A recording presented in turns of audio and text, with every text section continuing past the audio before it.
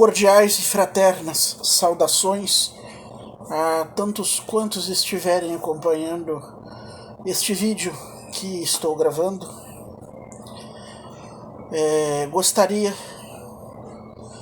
de desejar a todos um bom dia, uma boa tarde, uma boa noite, mas eu acredito que isto não é conveniente no momento pelo qual estamos passando. Creio que a melhor coisa a fazer num momento como este é desejar pêsames a tantos familiares e amigos que perderam algum ente querido. Disse Carl Gustav Jung que a humanidade morre um pouco com cada um dos que morrem, com cada um dos que partem. E para além disto, as situações de morte têm um aspecto bastante peculiar, que é fazer com que os amigos e familiares, ao perder um ente querido, recordem, não apenas recordem, mas revivam no tempo presente todas as outras situações de perda que presenciaram. Apesar de que posso apresentar-me como uma pessoa privilegiada, estou de alguma forma passando por esta situação no momento presente. Minha mãe está bem, tem 90 anos praticamente, já foi imunizada 2 vezes e, como disse, não está bem, está muito bem, está melhor de saúde, diria, do que eu. Meu irmão, felizmente, está bem. Ele chegou a contrair o coronavírus porque foi a São Paulo, teve que ir à capital, a São Paulo, e contraiu o coronavírus. Felizmente, contraiu de maneira moderada, não precisou ser hospitalizado e já se recuperou. Embora sofra de asma, poderia ter sido muito pior. Quanto a mim, embora tenha diabetes e também hipertensão, confesso ter herdado de meu falecido pai um organismo não apenas saudável, como bastante forte. No que diz respeito ao meu lado costado paterno, algumas tias avós minhas chegaram a fazer 117, estou na Europa, não aqui, chegaram a 117 anos de idade, 112 anos de idade. Minha avó paterna faleceu com 98 anos de idade. Dificilmente alguma mulher da família de meu pai falece com menos de 90 anos de idade. Meu próprio pai era uma verdadeira jamanta. E apesar dos excessos alimentares,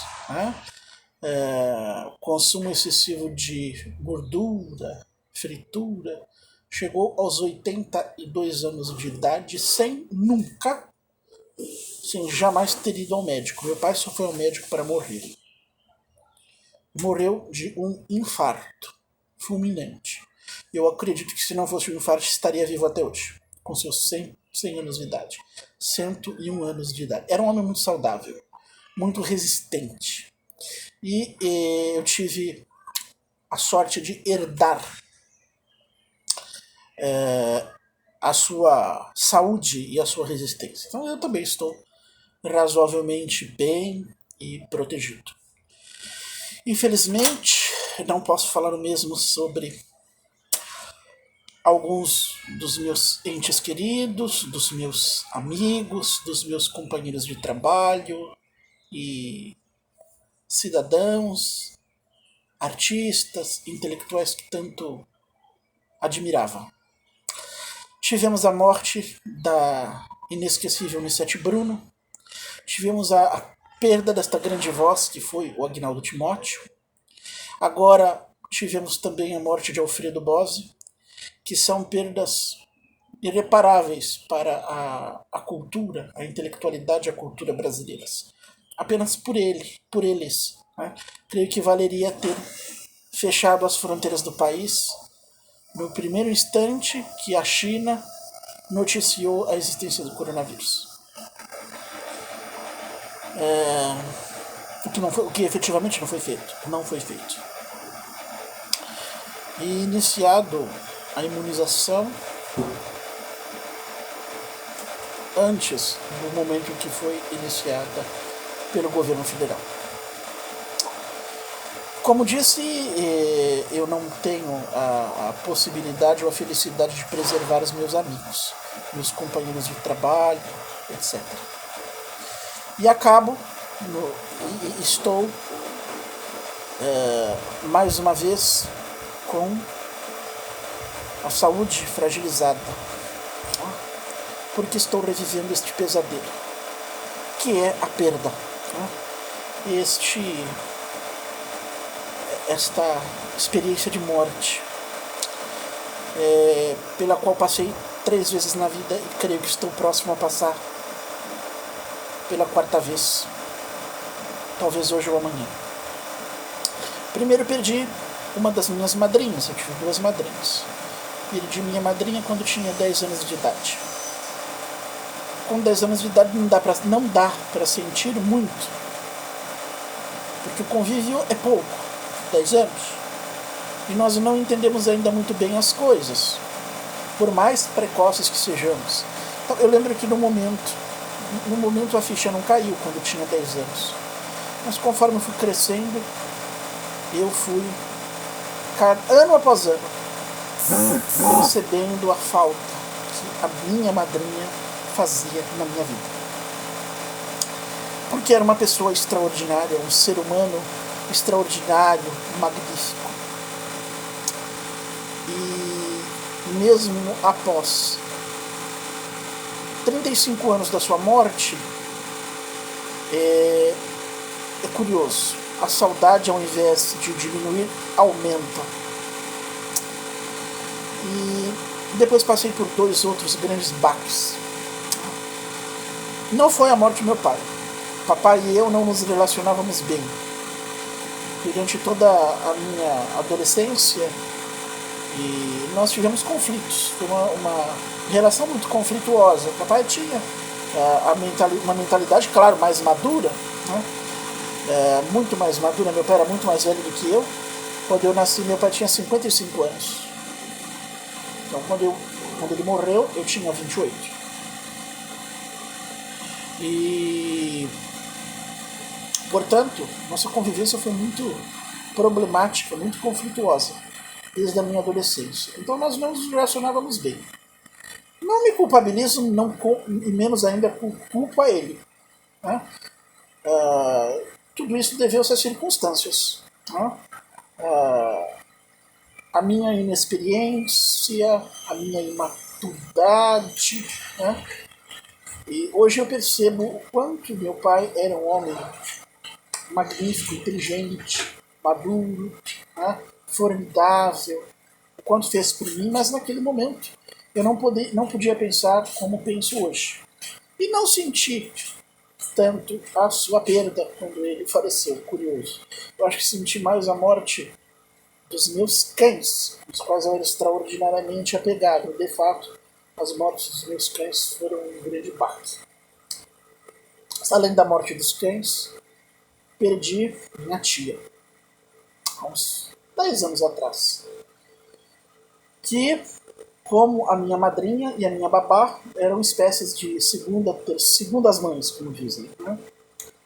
E minha tia faleceu após 10 longos anos de sofrimento com o mal de Alzheimer. E foi uma perda para mim, uma perda muito dolorosa. Enfim, há 3 anos atrás, o maior baque que eu sofri em toda a minha vida, e do qual ainda não me recuperei por completo. Né? Inclusive caso não fosse a minha crença, minha fé na imortalidade da alma, no mundo espiritual, eu acredito que não resistiria à morte de minha prima. Para minha mãe era como uma filha, para mim como uma irmã. E eu não gosto nem de lembrar. Foram os momentos mais difíceis de toda a minha existência, a perda desta minha prima. E hoje, 3 anos depois, esse pesadelo se repete. Porque eu fui avisado há alguns dias, quando fui fazer compras no mercado, que a minha babá estava internada há uma semana, alguns dias, que a minha babá estava internada. Estava internada com pneumonia. Havia contraído a dengue e depois contraiu a pneumonia. Eu já desconfiava que esta pneumonia fosse Covid. E hoje, devido a um presságio, tinha que fazer compras, comprar ração para os meus cães, fui ao pet. Como ela mora perto do pet, fui de carro até a porta da residência dela, fui atendido pelo gênero e soube que, de fato, minha babá está com Covid.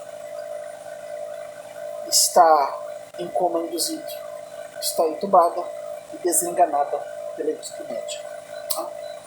É apenas, talvez, uma questão de dias ou uma questão de horas para que ela venha a óbito e deixe esta vida, com 85 anos de idade. Então, pela 4ª vez, estou passando, revivendo este martírio terrível, pela 4ª vez na minha vida. E sinto como se o solo fugisse dos meus pés, e como se a abóboda do mundo caísse sobre mim. É uma experiência pela qual os seres humanos de fato não deveriam passar num mundo ideal. Mas se agrava, neste momento se agrava. Porque, como falei, minha madrinha havia morrido de infarto, como meu pai, é algo que inelutável, o infarto. Minha tia morreu de Alzheimer, minha tia morreu de Alzheimer, inelutável. E minha prima morreu de problemas cardíacos e renais também, inelutável. Agora, morrer de uma pandemia, de uma epidemia, de uma doença, que vem do outro lado do mundo, que demorou tanto para chegar aqui, e que dava para se fazer mais do que foi feito, para impedir que esta epidemia não apenas entrasse no país, como se propagasse. Enquanto nada foi feito, ou pouquíssimo foi feito. Morrer de Covid não é como morrer de infarto, como morrer de câncer ou como morrer de Alzheimer. Porque o câncer, o infarto, o Alzheimer são moléstias inelutáveis. Não há o que fazer a curto prazo para evitá-las. E outro é o caso de uma epidemia. Por quê? Porque existe algo chamado ciência médica. Existe matéria médica. Existe profilaxia. Existe informação. Lamentavelmente, soube eu que a minha babá, ela se recusou a tomar a vacina. Ela não quis tomar a vacina. Talvez induzida pelas fake news e pelo mau exemplo dado pelos nossos governantes, insensíveis, irresponsáveis e levianos. Compreende-se que alguém seja minimalista. Como compreende-se que alguém seja comunista, que alguém seja anarquista. Compreende-se. O que não se compreende é que um ser humano, seja ele quem for, que ele não se sensibilize diante da morte e da dor alheias. Isto não se compreende. Isto não se tolera. Isto não se admite. Que o governante seja insensível diante de situações de morte, de luto e de dor. Isto é algo impensável. É algo cruel, é desumano, é bizarro, é monstruoso. E me faltam qualificativos mais para definir esse tipo de postura. Um ser humano, estou falando de ser humano, que tripudia da morte e do luto alheio, ele sequer, eu vou chamá-lo de Hitler, eu vou chamá-lo de demônio, eu vou chamá-lo de diabo, de maligno, de rei dos infernos. Porque é isso que esta criatura é. Um vampiro que suga o sangue de uma nação inteira. Queridos amigos, o governante tem obrigações inexcusáveis diante dos seus súditos, diante dos que por ele são governados. Não sou eu quem digo. Vocês podem ler em Thomas Hobbes, autor do Leviatã, defensor do despotismo totalitário. Como podem ler em John Locke, teórico da democracia liberal, da política liberal. Ambos estão de acordo em um ponto fundamental. O governante, seja ele qual for, tem obrigações perante seus governados. Não governa para si mesmo, governa para os outros. O governo foi estabelecido em benefício da sociedade, do corpo social. Aristóteles definia tais coisas em termos de bem comum e os antigos romanos de coisa pública. O governo existe para velar pelo bem comum, para a coisa pública, não para omitir-se, não para cruzar os braços, não para permanecer inerte e inoperante. Do contrário, o governo não tem razão de ser. Torna-se inútil e desnecessário. Não precisamos de um governo de aparências. Não precisamos de um governo fictício. E dentre as prioridades, dentre as diversas, dentre as diversas partes que se constitui o bem comum, perdoe-me faltamento, eu não estou bem de saúde, mas dentre as diversas coisas, áreas que compõem o bem comum, a primeira é a defesa da vida e da dignidade humana. Marquem isto. Primeira obrigação do corpo político, do poder público, com relação ao bem comum. Sua primeira obrigação diz respeito às vidas e à dignidade dos governados. Está lá Leviatã, Thomas Hobbes, John Locke, e antes deles o padre João Juan de Mariana, jesuíta. Quando o governante não cumpre com o seu dever, dizem Locke e Hobbes que este governante deve ser deposto. Um governante que não vela pela vida e pela dignidade dos governados, que não cuida da vida e da dignidade dos governados, que não se preocupa com os súditos e com a sociedade, é um governante omisso e deve ser deposto. Isto é um postulado essencial à vida democrática, onde Locke está de acordo com Hobbes, e que foi esquecido, olvidado, posto de lado. De modo que hoje a sociedade contempla, com toda a indulgência, um governo que nada faz pelo bem comum e pelas prioridades relacionadas com o bem comum. Um governo que não tem um pingo de ética, um pingo de alteridade, um pingo de consciência sequer. Um governo cruel, um governo insensível, um governo desumano.